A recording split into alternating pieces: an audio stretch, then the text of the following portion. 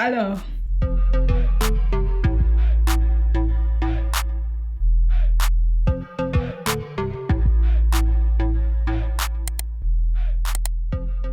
bonjour à tous. Aujourd'hui, je vais vous parler des épreuves, je vais vous parler des défis, d'accord? Et je vais vraiment envoyer ça sous une autre perspective parce que généralement, on voit le désert, on voit les épreuves font quelque chose de vraiment lourd et on est vraiment désolé, tu vois, on aborde un visage vraiment triste et tout dans la présence de Dieu. Mais en fait, j'ai vraiment compris et appris quelque chose. Et vraiment, je ne suis pas la fille qui n'a jamais connu et qui vous parle. Je suis passée par ces dernières semaines par vraiment une mort à soi que le Seigneur a lui-même appointé. Et je vous avoue que ça fait mal. Je vous avoue qu'on ne s'y attend pas. Je vous avoue que ça demande de la force. Mais le Seigneur sait ce qui est bon pour vous. Donc, j'aimerais commencer en disant que c'est dans une suite, hein. Plus on tombe dans l'intimité, plus on est sujet en fait à avoir des déserts, on est sujet à avoir des épreuves. Et le Seigneur dit quoi? Les épreuves sont là en fait pour nous, comme pour nous forger en fait. Les épreuves sont là pour j'appelle ça l'or éprouvé par le feu. Voilà, j'ai fait une méditation et j'ai appelé ça l'or éprouvé par le feu parce que on a besoin d'être éprouvé pour qu'on voit en nous en fait la vie de Jésus. L'intimité n'est pas linéaire, c'est pas genre je connais le Seigneur, je suis dans l'intimité et tout va bien, c'est propre et tout. On aura des tests, on aura des verses des larmes, on est là dans l'incompréhension, on est là vraiment dans le désespoir, on comprend pas pourquoi le Seigneur permet des choses dans nos vies alors que soit on est fidèle, soit voilà, il n'y a pas de péché et tout. En fait, il faut commencer par dire que on n'est pas dans une vie de mérite en fait, parce que j'obéis, je ne dois pas avoir des épreuves. Non, on n'est pas dans une vie de mérite. Et justement, parce que tu obéis, le Seigneur même, il va permettre des choses. Regardez Job. Job, il obéissait en fait. Il obéissait. Et le diable est venu, le diable a pris la peine de dire à Dieu, je vais lui enlever tout, mais il ne savait pas que le tout de Job, c'était Dieu. Alléluia. En fait, le diable ne pouvait pas s'imaginer que le tout de Job, c'était Dieu, en fait. Il ne pouvait pas s'imaginer, il était à milieu de penser ça.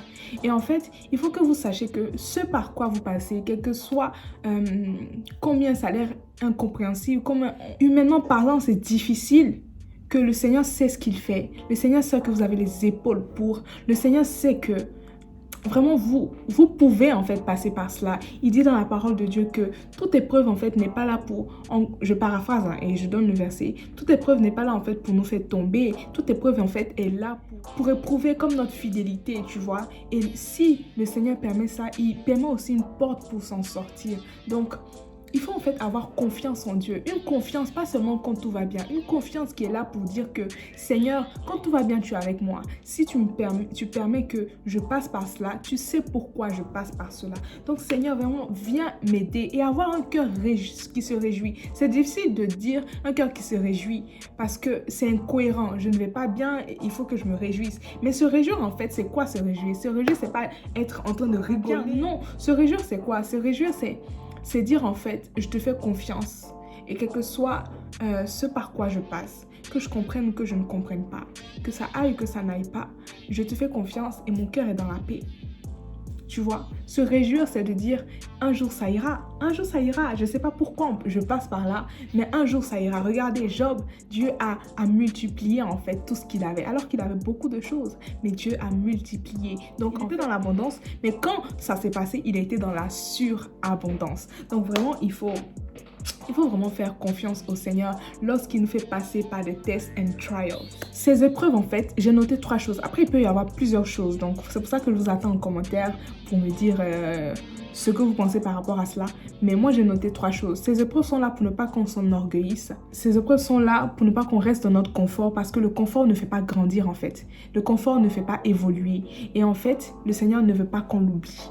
Il a vraiment peur de cela. Tu sais, quand le Seigneur il te donne tout, il veut pas en fait que ton cœur soit dirigé vers ce qu'il te donne. Il veut que tu tournes toujours tes regards vers lui et que tu dises waouh Seigneur, regarde ce que tu m'as donné, regarde ce que tu as fait. Et tu sois toujours dans l'admiration de ce Dieu-là. Donc le Seigneur ne veut pas en fait que on l'oublie et qu'on s'enorgueillisse de tout ce qu'il nous a donné. Donc il ramène des épreuves pour te faire comprendre que hey, I am still the boss, le patron. Tu as toujours besoin de venir te ressourcer vers moi. Tu as toujours besoin de moi. Je suis là. Tu vois, c'est un peu quelqu'un qui demande de l'affection, de l'attention. Écoute, je suis là avec toi.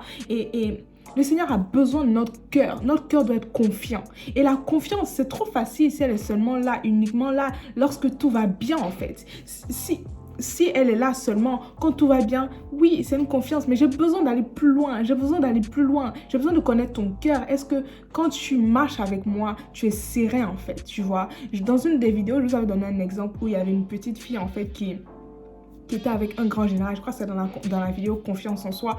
Il y avait un grand général. Et en fait, si tu sais que tu es entouré, tu n'as peur de rien en fait. Quel que soit le danger, tu n'as peur de rien. L'épreuve est là en fait pour venir nous montrer une autre facette de Dieu en fait. Elle est là pour nous faire connaître Dieu. Vous savez, jusqu'à notre mort, on ne connaîtra pas Dieu. Il est infini. Il existe en fait avant même le monde. Je ne sais pas si vous réalisez. C'est un Dieu qui existe même avant même le monde. Ça dépasse l'entendement. Donc ce Dieu-là, on ne va pas le connaître en 70 ans, même en 100 ans de vie en fait. C'est impossible. C'est impossible. Donc ce Seigneur-là, il veut en fait à chaque fois te faire découvrir un nouveau nom de lui. Aujourd'hui, tu connais le Jéhovah Jireh. Demain, tu vas connaître le Jéhovah Rapha. Le Seigneur permet ces épreuves aussi pour que tu t'arrêtes.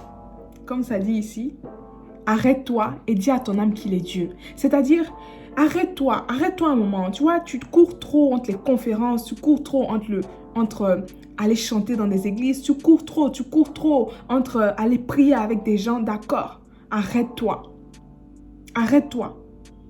et dis-toi que je suis Dieu. Arrête-toi et ramène à ton esprit encore au début. Rappelle-toi, je suis en fait dans ta vie.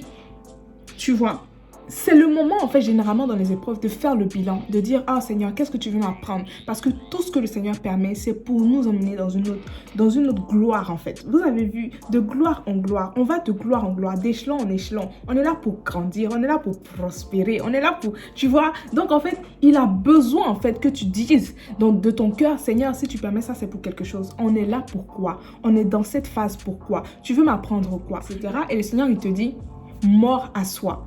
Et quand tu entends mort à soi, ça fait mal parce que tu te dis waouh. Donc, ok Seigneur, tu veux que je meure à moi-même, d'accord, il n'y a pas de souci. Mais quelque chose en moi me dit ça ira bien.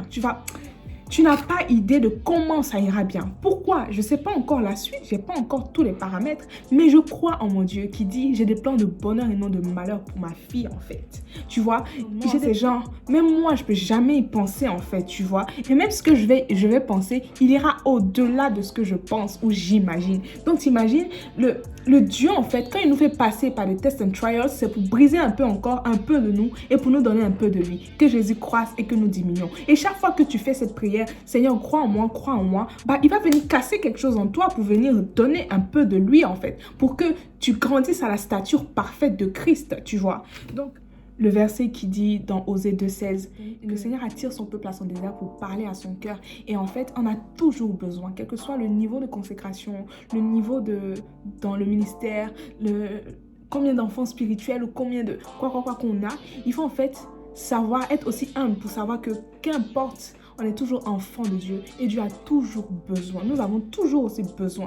Nous avons toujours besoin que le Saint-Esprit, le Seigneur vienne toujours parler à nos cœurs parce que c'est aussi signe de bonne santé. Le Seigneur va venir faire le bilan avec toi. Écoute, on en est où? Écoute, on doit aller à un niveau supérieur, tu sais ça. Il faut savoir que le désert est bénéfique parce que quand vous continuez à lire Osée 2,16, je vais lire Osée 2, 16, c'est pourquoi voici je veux l'attirer et la conduire au désert et je parlerai à son cœur et je lui donnerai ses vignes et la vallée d'Accord comme une porte d'espérance et là elle chantera comme au temps de sa jeunesse au jour où elle remonta du pays d'Égypte. En ce jour-là, dit l'Éternel, tu m'appelleras mon mari, tu ne m'appelleras plus mon maître.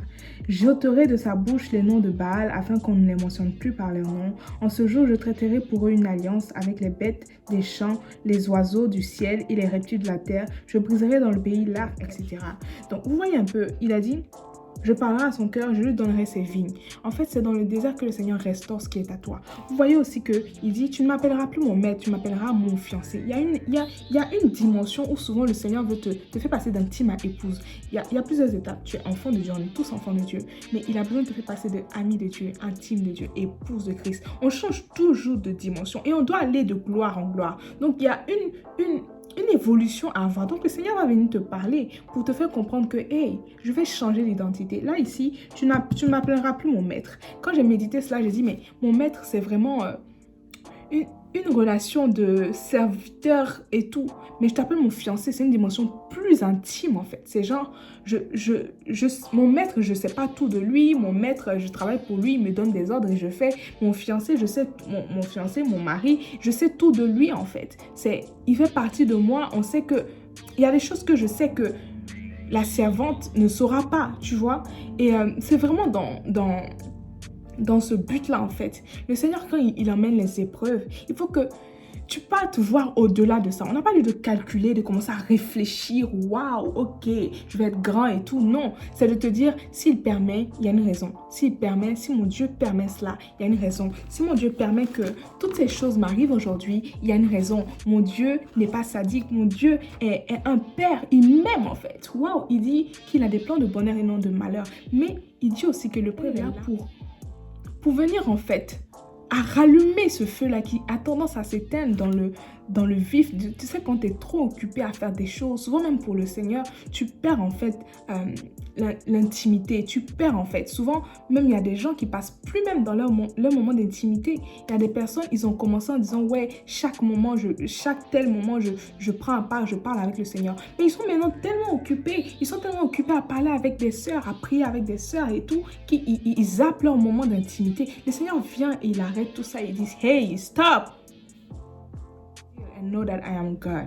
Donc, c'est vraiment ça en fait que j'aimerais te dire aujourd'hui. Il faut que ton cœur fasse confiance à Dieu. Vous savez, pour faire confiance à quelqu'un qu'on ne voit pas, waouh, c'est chaud. Mais c'est pour ça qu'on parle de cultive l'intimité. Quand tu cultives l'intimité, tu as une relation avec Dieu.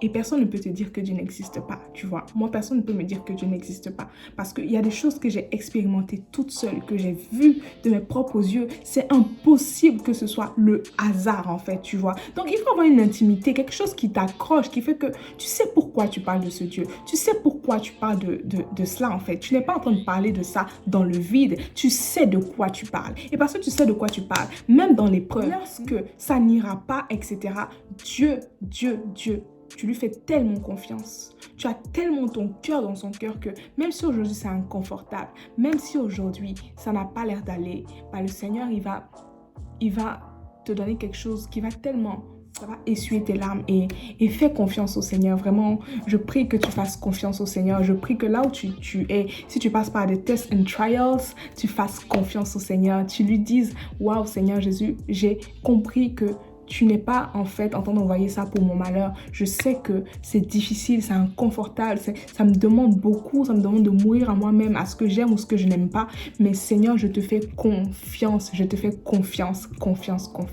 Et voilà. Donc j'aimerais vraiment t'encourager, toi qui me regardes, t'encourager à faire confiance au Seigneur. L'amour à soi n'est pas là pour nous détruire. La Bible dit, si la graine ne tombe en terre et ne meurt, elle ne porte pas de fruits. Et je sais que moi, comme plusieurs personnes qui me regardent, vous avez fait la prière d'être des bénédictions autour de vous. Mais pour qu'on mange ton fruit, il faut que tu meurs à toi-même. Il faut que tu meurs en terre. Donc, il faut que tu partes plus en profondeur pour que ton fruit, en fait, sorte et que des gens en profitent, d'accord? Mais pour que des gens en profitent, il faut que tu meurs à toi-même. Il faut que tu expérimentes ce Dieu-là.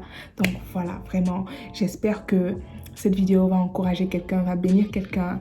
Et voilà, c'est ce que je voulais vous dire aujourd'hui. Je suis contente, c'est toujours un plaisir pour moi de me tenir là. C'est vraiment un privilège par la grâce de Dieu de me tenir là et de parler de sa part, d'encourager quelqu'un, d'exhorter quelqu'un, de conseiller quelqu'un. Et vraiment, n'hésite pas à me dire en commentaire si ça t'a béni. Et voilà, donc je te fais beaucoup de bisous et je te dis à jeudi prochain et laisse Jésus croître en toi. Bisous!